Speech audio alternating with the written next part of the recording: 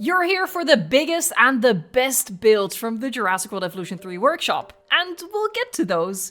But first, I'm going to quickly show you how to get the lagoon viewing dome in regular deep water to get underwater viewing of your Spinosaurus and other semi-aquatics. Shout out to Connor Boy's Paleo page for discovering this and sending it to me.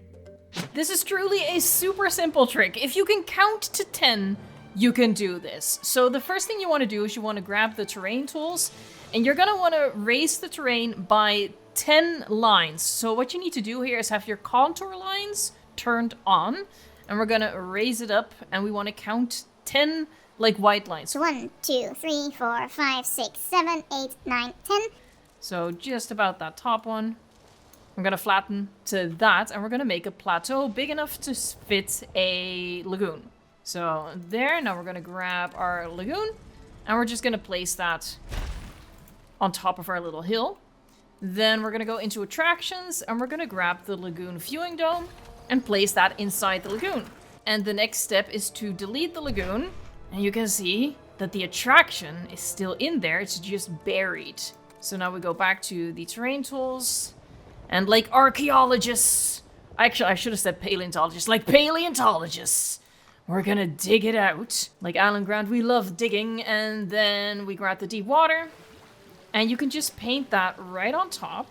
And the importance of going up 10 lines with the terrain is so that once you add your deep water, you're like situated at the right depth. So now when we go into show view, there, we didn't go through the floor, so the floor is still, you know, as it should be. There's no sand or anything there.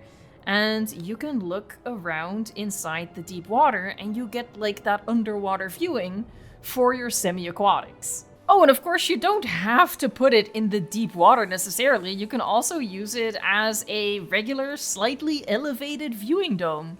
I figured Workshop Wednesday was the right video to include this in, because this is all about sharing the community's creativity so we can all make better parks. And a simple glitch like this adds something new and fun, just like the workshop blueprints do.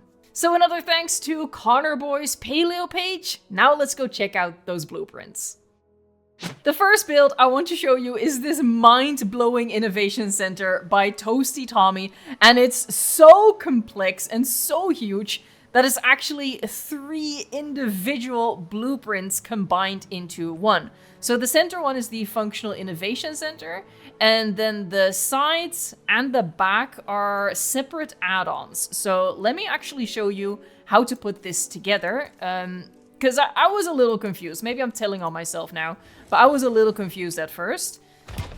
So this is the Innovation Center itself.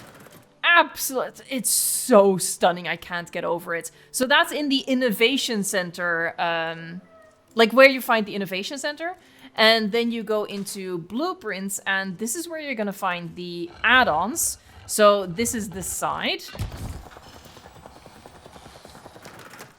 And I'm just placing that and then using Advanced Move to slide that over here. He did raise it up a bit. So that clips on like that, and technically you could leave it like that, although she's a little exposed in the back. So then there's the third blueprint, and that's this one right here. Look at it! So we're gonna add that to the back. And this one you line up, and you want to just make sure that it lines up in these corners. And you just check to make sure that, yeah, that's fine. Nothing of the back is clipping through there. And that's, I mean, this, oh my god. I could not stop taking like beauty shots of this with capture mode. It's so gorgeous. What I actually haven't done yet is look at it at night. So let me do that. Oh, this is already so good. Wow.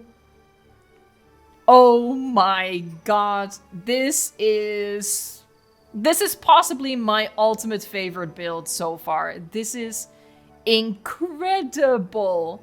I have another innovation center to show you, but for that one, we're gonna go to a different map. This is Mesozoic Mountain, the park that we'll be building during the live streams every Saturday. And I found an innovation center that's just the perfect style for this park. So if you follow the gondola lift, all the way up to the top. And then we reach this innovation center in like a rustic style. And it looks so cool. And yeah, like I said, this perfectly matches what we're going for on this particular build.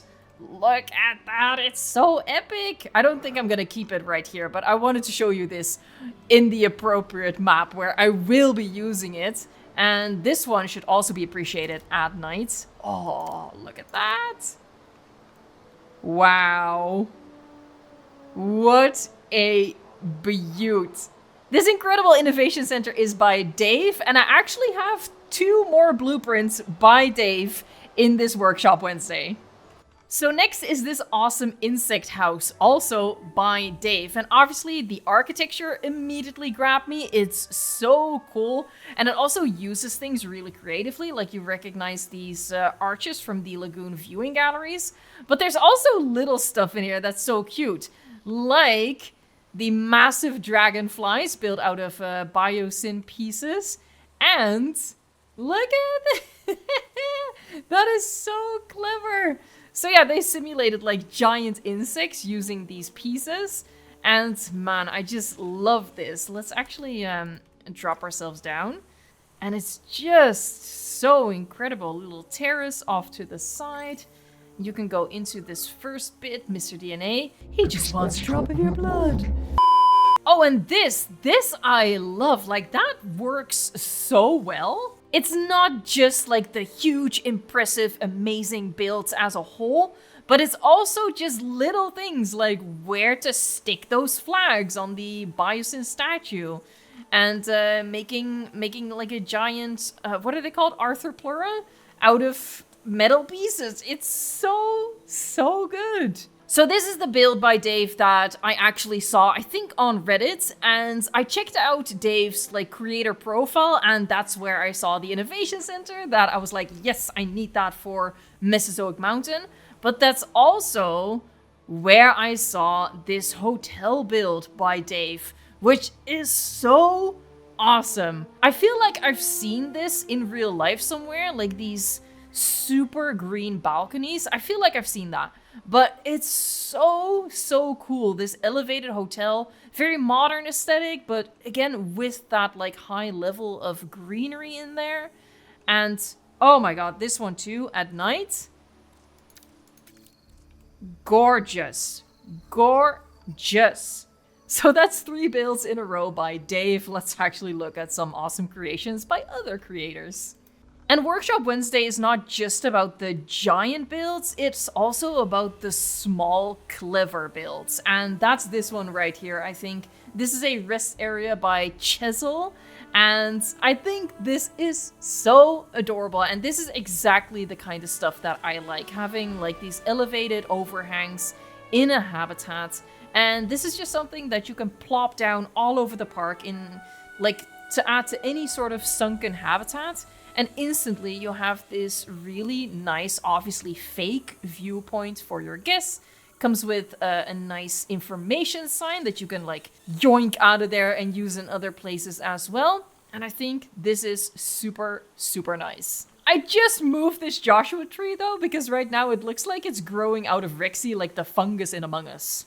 And kinda in the same vein, you know, fake viewing attractions at an elevation is the Treetop Trails by Paleonics, which I think looks super cool. Just, you know, these little treetop builds.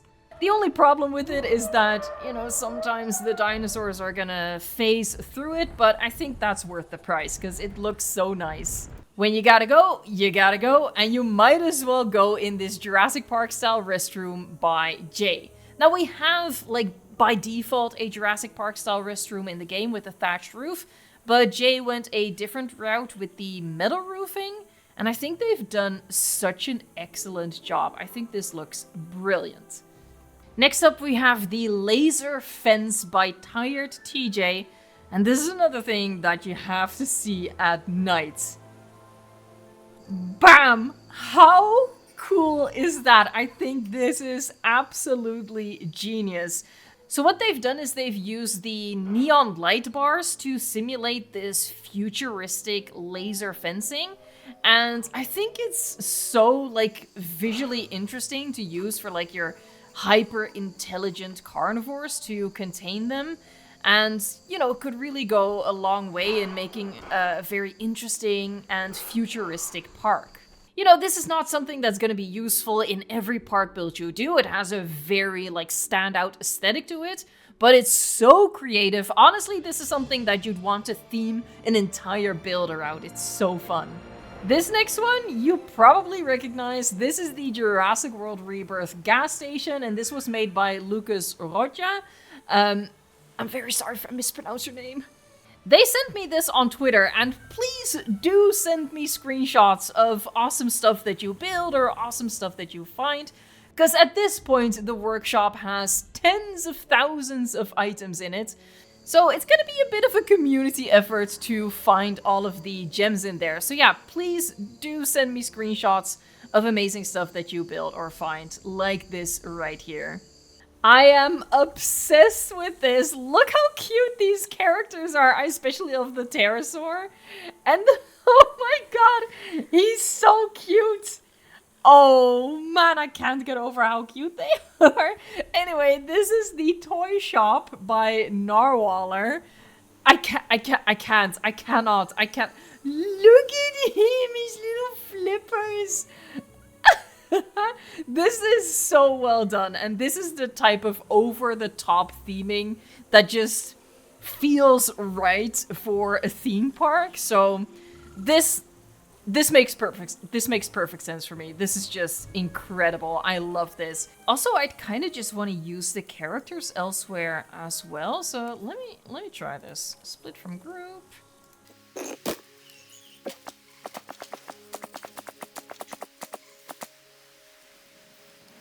There, that took me no time at all, and now I just have the characters, and these would also just be so cute with like a little playground build. You know, I showed a playground in last week's Workshop Wednesday. That would be so fun. I'm in love with this guy. This next one you might recognize because it's based on official Jurassic Park concept art by John Bell, and this was just one of the gate designs that they ended up not using.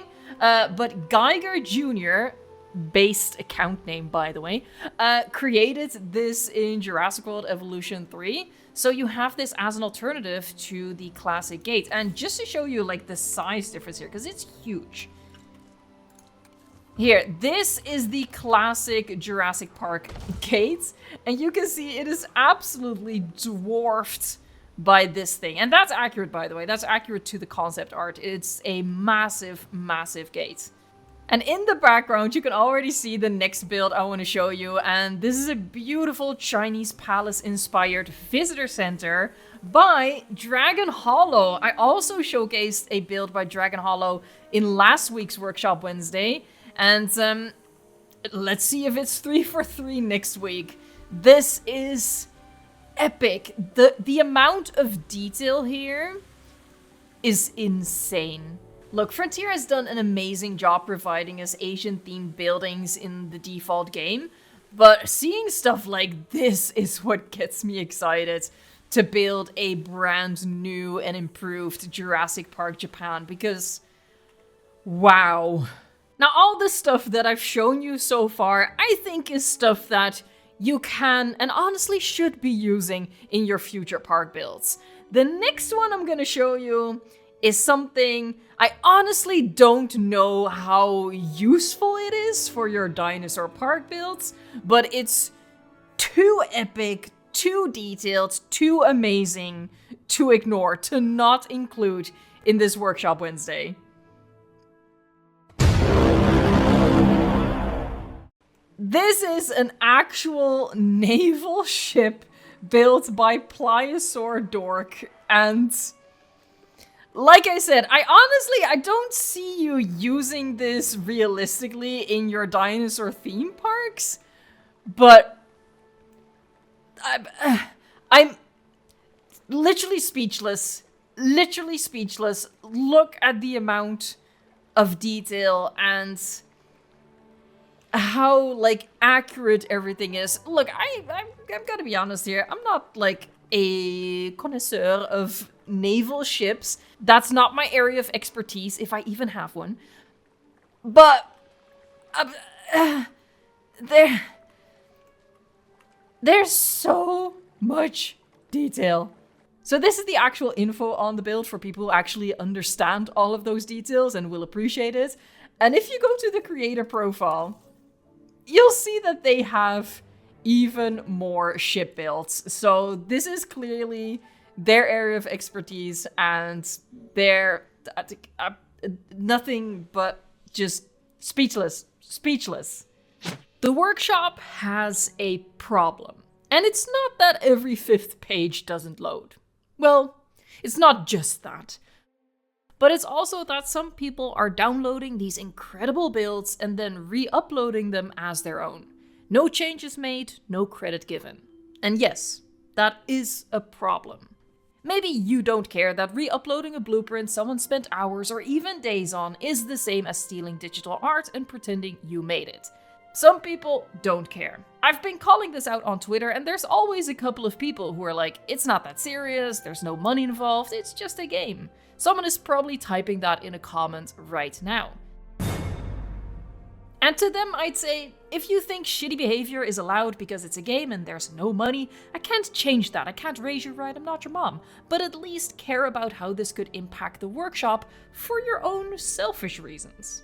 Because I've actually already seen some talented builders express hesitation about uploading their work to the workshop because they know there's a chance it'll get stolen. And no, there's no money involved, there's no money being stolen out of anyone's pocket. The only reward is upvotes and maybe a shout out on a YouTube channel or on Reddit. But any creative person who shares their stuff online does appreciate that little bit of acknowledgement. It's nothing worth stealing, so don't? I don't know why this is controversial, but if the best builders stop sharing their blueprints, the workshop becomes useless. So please don't re-upload other people's stuff as your own. If you want to modify or add to someone's blueprint, make it a significant change worth re-uploading, and give the original creator credit in the description of the new upload by mentioning their name and the share code of the original blueprint. It's not serious, it's really just that simple. Anyway, we have news about the first free update for Jurassic World Evolution 3 coming tomorrow, so subscribe if you don't want to miss out on anything.